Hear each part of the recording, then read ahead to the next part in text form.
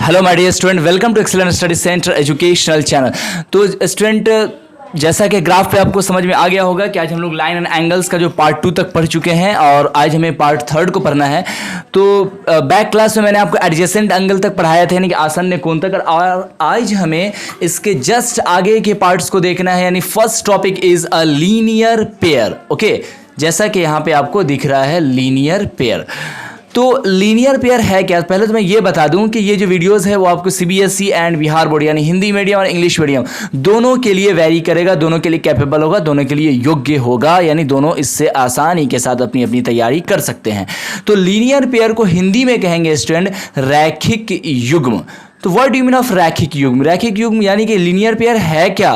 तो आप इसको साधारण सी भाषा में ऐसा डिफाइन कर सकते हो, दो adjacent angle, adjacent angle that mean आसन्न कोण जिसका सम यानी कि युग्म 180 डिग्री होता है। ओके, अब देखो मैंने क्या कहा कि दो एडजेसेंट एंगल यानी दो ऐसे एंगल जिसका सम का मतलब उसका जोड़, उसका योग यानी उसका युग्म 180 डिग्री होता है। तो जैसे कि ये मैंने ग्राफ लिया, देखो ये वाले जो लाइन है, ये लाइन, इस पे अगर हमें 180 का अगर एंगल बनाना होगा तो दध्यान रखें आप, सिर्फ 180 का ही एंगल नहीं बनाना है, 180 का एंगल ऐसा बनाना है जिससे कि हमारा दो पेयर यानी कि अगर सम मैंने लिखा है तो सम का क्या सेंस है, दो एंगल बनेगा और उस दो एंगल का सम होगा यानी कि युग्म का मतलब ही होता है जोड़ा। मतलब सिर्फ किसी लाइन पर हम कोई एक 180 का एंगल बना देंगे ऐसा नहीं होगा, हमें दो एंगल्स के थ्रू उसको ऐड करके हमें 180 करना होगा, तब जो एंगल्स बनेंगे वो कहलाएंगे लीनियर पेयर यानी कि रैखिक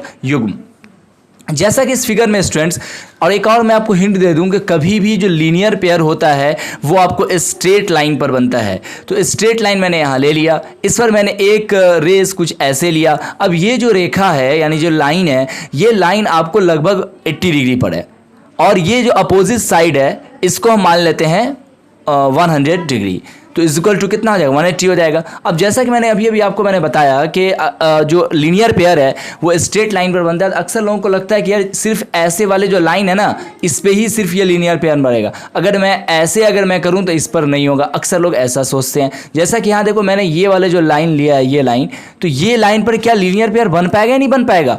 ऑफकोर्स बन पाएगा स्टूडेंट्स। क्यों? क्योंकि अगर इस पर भी एक हम ऐसे अगर लाइन को, अगर ये वाली लाइन को अगर मैं ड्रॉ कर दूँ यहाँ, तो ये भी जो लाइन है, ये लाइन हमारा 80 डिग्री हो जाएगा और ये अपोजिट साइड जो है आपको 100 डिग्री हो जाएगा। तो is equal to 180 degree and is called this shape is called a linear pair, यानी कि लीनियर पेयर में आपको एंगल फॉर्म हो जाता है।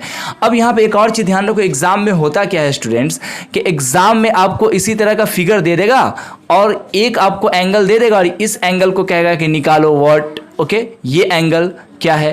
तो सीधी सी बात है, अगर आपको एक एंगल दिया है, दूसरा एंगल आपको मालूम करना है, मतलब कि आप दूसरे एंगल को x मान लो और आपको निकालना है क्या है, लीनियर पेयर। तो linear pair is equal to आपको हमेशा याद रखना है 180 डिग्री। तो आप कुछ इस तरह से इसे आसानी के साथ सॉल्व कर सकते हो। लिखोगे 80 plus x is equal to 180 degree because of linear pair. तो x इज इक्वल टू, अब x को बाहर करेंगे, 180 डिग्री माइनस 80 डिग्री। अब x इज इक्वल टू 180 में से अगर माइनस 80 अगर माइनस होगा तो क्या हो जाएगा, 100 हो जाएगा। तो x इज इक्वल टू 100। तो इस तरह से आप आसानी के साथ इस वैल्यू को फाइंड कर सकते हो और एग्जाम में ऐसे आता है स्टूडेंट्स।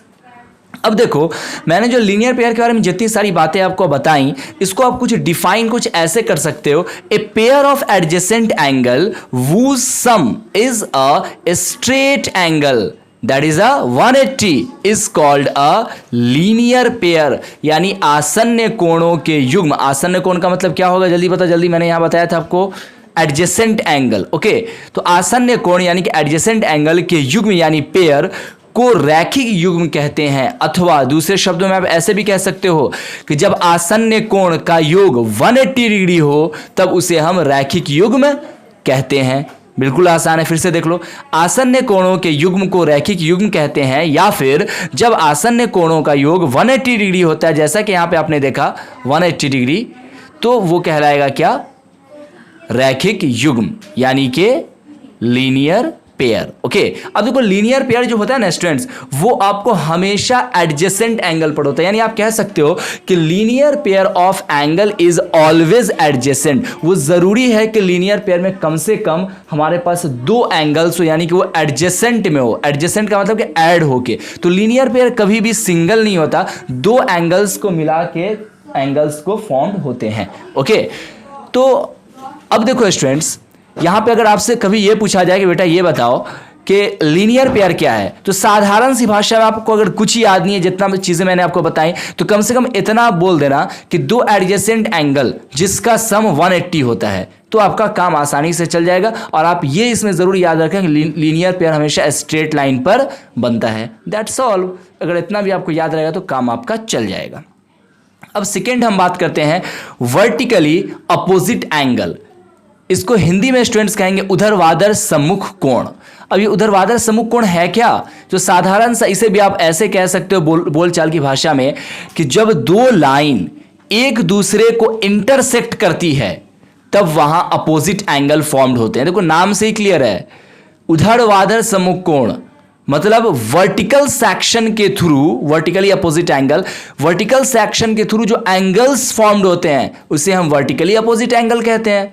और एक और चीज पता चल रहा है नाम से कि वर्टिकल लाइंस के थ्रू जो एंगल्स बनते हैं वो एक दूसरे के अपोजिट होते हैं, तभी तो इसका नाम रखा गया कि वर्टिकली अपोजिट एंगल। यानी जब दो लाइन एक दूसरे को इंटरसेक्ट करती है, इंटरसेक्ट का मतलब काटती है, एक दूसरे को क्रॉस करती है, तब वहां अपोजिट एंगल फॉर्म्ड होते हैं। जैसे कि यहां देखो स्टूडेंट, ये जो आपको फिगर है, ये फिगर, ये आपको क्या लग रहा है? ये मैंने एक लाइन लिया और दूसरा लाइन मैंने ये लिया। अब इस दोनों लाइन को अगर आप ध्यान रखो तो यहां पे एक एंगल बन रहा है, एक एंगल ये बन रहा है, ठीक है, और दूसरा एंगल ये बन रहा है। तो ये एंगल और ये एंगल एक दूसरे के क्या होगा? बराबर होगा, है ना, यानी कि एडजेसेंट इक्वल होगा। उसी तरह से ये एंगल और ये एंगल एक दूसरे के क्या होंगे? इक्वल होंगे। इसी वजह से तो यहां पे मैंने लिखा है, जस्ट अभी जो आपने पढ़ा है, जब दो लाइंस एक दूसरे को इंटरसेक्ट करती है तब वहां अपोजिट एंगल फॉर्म्ड होते हैं। फिलहाल तो आप ये समझ लो कि जहां दो लाइन एक दूसरे को इंटरसेक्ट करेगा तो वहां क्या होगा? अपोजिट एंगल फॉर्म्स होंगे। अब जब अपोजिट एंगल फॉर्म्स होंगे तो वहां कौन कौन से ऐसे पॉइंट्स हैं जो कि बनते हैं, जैसा कि मैंने आपको अभी भी बताया कि if two lines intersect then vertically opposite angle are equal. If two lines, जब दो लाइन इंटरसेक्ट करती हैं यानी कि आपस में क्रॉस करती हैं, देन वर्टिकली, और वो वर्टिकल्स होते हैं यानी ऊर्ध्वाधर होते हैं, तो अपोजिट एंगल आर इक्वल, यानी ये इसके इक्वल होगा और ये वाला एंगल इसके इक्वल होगा। यहां तक क्लियर है? पक्का? चलिए, अब देखो कभी कभी क्या होता है कि एग्जाम में आपको इसी तरह से आपको बना दिया जाएगा, कौन से एंगल? वर्टिकली अपोजिट एंगल, और कहा जाएगा कि एक एंगल हमारा 30 डिग्री है तो दूसरा एंगल कितना होगा, ठीक है, ऐसे आता है एग्जाम में। तो जस्ट आपने जैसे पहले वाला एक्स मान के निकाला था, यहां भी आप उसका कर दोगे। हालांकि वहां वो प्रोसेस में आपको जाने की जरूरत भी नहीं है, देखा है तो। क्यों? क्योंकि मैंने आपको अभी भी क्या बताया कि अपोजिट साइड एक दूसरे के इक्वल होता है। मतलब क्या कि अगर ये 30 डिग्री है तो ये भी 30 डिग्री हो जाएगा, है ना, ऐसे ही सॉल्व हो जा रहा है। तो इस पॉइंट को आप अच्छा से याद रखिएगा कि vertically opposite angle are always equal, यानी जो ऊर्ध्वाधर जो एंगल्स बनते हैं, जो कोण है ऊर्ध्वाधर कोण, वो हमेशा बराबर होते हैं, ऑलवेज इक्वल। ओके, इसीलिए मैंने यहां लिखा है कि vertically opposite angle are always equal. Clear है? अरे कुछ बोलो यार। नेक्स्ट, पेयर ऑफ लाइंस यानी रेखा युग्म। अब देखो रेखा युग्म जो है ना, सबसे पहले मैं आपको ये बता दूं, ये जो आपको पेयर ऑफ लाइंस हैं ये 3 तरह के होते हैं, ठीक है, बैक क्लास में आपने पढ़ा भी था। इंटरसेक्टिंग लाइंस और ट्रांसवर्सल लाइन और पैरेलल लाइंस। क्लियर है यहां तक?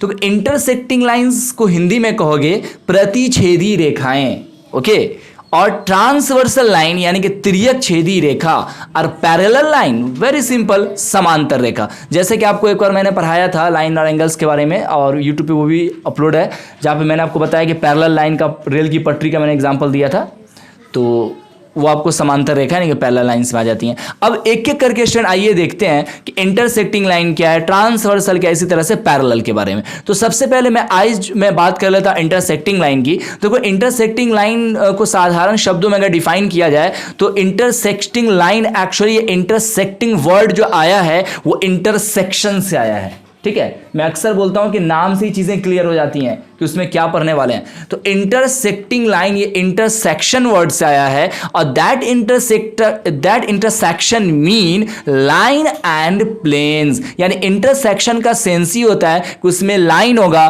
और वो जो लाइन जो होगा ना वो प्लेन एरियाज पर होगा, यानी कि समतल सतह पर होगा। ओके, इस वजह से मैंने यहां पे लिखा व्हेन टू और मोर लाइंस, दो या दो से ज्यादा रेखाएं cross each other in a plane, किसी समतल पर एक दूसरे को क्रॉस करती है, they are called intersecting line. जैसे मान रखो कि ये कोई लाइन है, तो ये क्या, अब जो मैंने लाइन दिया ये क्या पीछे क्या समतल जगह है? नहीं है, अरे समतल है ना, तो यानी आपको ये जो एरियाज है वो कैसा है, प्लेन है। तो एक रे को अगर हम दूसरा रे ऐसा गुजारे कि एक दूसरे को ये क्रॉस कर जाए, और ये कैसी सतह पे कर रही है, समतल सतह पे कर रही है, तब ये जो आपका शेप है आप उसको कह सकते हो कि भैया ये जो लाइन जो बना, मान रखते हैं कि ये हमारा एल है और ये एम है, तो ये एल एम जो लाइन है वो कैसा लाइन कहलाएगा, इंटरसेक्टिंग लाइन। तभी तो यहाँ पे लिखा गया कि व्हेन टू और मोर, दो या दो से ज्यादा, कम से कम दो होनी चाहिए, तो फिर इंटरसेक्ट करेगा कैसे,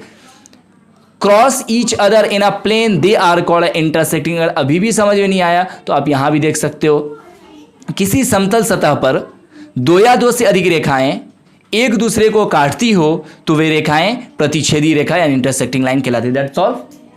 चलिए अब हम बात करते हैं इसी चीज़ों को आगे अगर और डिफाइन अगर हम करें तो यहाँ पे ब्रॉडली आप देख सकते हो इस फिगर में आपको दो रेखाएं ली गई हैं, एक रेखा तो एम है और दूसरी रेखा एल है, तो दो लाइन लिया गया और यहां जो शेप बना और ये जो लाइन बना वही कहलाएगा इंटरसेक्टिंग लाइन। आप अगर इसको गौर से अगर स्टूडेंट देख रहे होगे तो इसमें कई सारे पॉइंट्स हैं जो कि बाहर निकल के आ रहे हैं, कई सारे पॉइंट्स हैं। जैसे आपको समझ में आ रहा होगा कि ये जो शेप है इस शेप में एक पॉइंट लिया गया है पी। अरे एल एम तो आपको पता चल गया कि लाइन है, पी क्या है, पी है स्टूडेंट इंटरसेक्टिंग पॉइंट यानी कि प्रतिच्छेदी बिंदु। इस तरह से कई सारे पॉइंट्स है तो उसको मैंने यहां पे डिनोट कर दिया है, तो आप आसानी से इसको देख के समझ सकते हो। Meet at exactly one point, इसमें होता क्या है इंटरसेक्टिंग लाइन में कि ये जो लाइन है वो एक जगह पे जाके मिलती है, किसी पॉइंट पर जाके मिलती हैं। This point is called a intersecting point, that is a प्रतिच्छेदी बिंदु। ओके, चलिए दूसरा पॉइंट है two intersecting point always meet a point. दो इंटरसेक्टिंग पॉइंट हमेशा किसी न किसी जगह पर जाकर मिलती हैं, ध्यान रखेंगे। जैसे कि अगर आपको नहीं समझ में आ रहा होगा तो यहां पर आप देख सकते हो, ये मैंने एक लाइन लिया और दूसरा लाइन ये लिया गया। इन दोनों लाइन में अगर आप ध्यान से अगर स्टूडेंट अगर आप देख रहे होगे तो इस लाइन को मैंने बढ़ा के यहां तक ले गया और इस लाइन को मैंने बढ़ा के कुछ यहां तक लाया। अब ध्यान दो स्टूडेंट, ये दोनों लाइन आगे बढ़ने का इस पॉइंट पर मिल रहा है ना, यहां इस पॉइंट पर, मतलब क्या हुआ कि two intersecting point always meet a point, ये भी एक इसका पॉइंट हो गया। उसी तरह से नेक्स्ट चौथा इसकी प्रॉपर्टीज ये कहती है कि हमेशा जो है ना एक प्लेन पर एग्जैक्टली फॉर्म्ड होते हैं। जैसे कि ये आपको ए, मैंने एक लाइन ले लिया, दूसरा मैंने बी लिया, और इसको जब मैंने बनाया उसी तरह से मैंने अगर इस शेप को लिया तो ये दोनों शेप देखो एग्जैक्टली एक प्लेन पर फॉर्म्ड हो रहा है। मतलब क्या कि exactly one plane formed on the surface या फिर ऑन दी स्टेज, या फिर this figure is a exactly one plane formed. Okay, तो यहां से क्लियर ये सारी चीजें समझ में आ रही हैं। अब देखो स्टूडेंट, आपके अभी मैंने ये क्लास जो यानी आपका है आज का क्लास, ये जो थर्ड जो वीडियोस है, इस वीडियोस में आपको फिलहाल मैं इंटरसेक्टिंग लाइन के बारे में बताया, और कल जो सेकेंड वीडियोस मैं आपको क्लास में करवाऊंगा ऐसी लाइव, तो वहां मैं transversal line and parallel line and other कई सारे टॉपिक्स होंगे, उसको हम क्लियर करेंगे।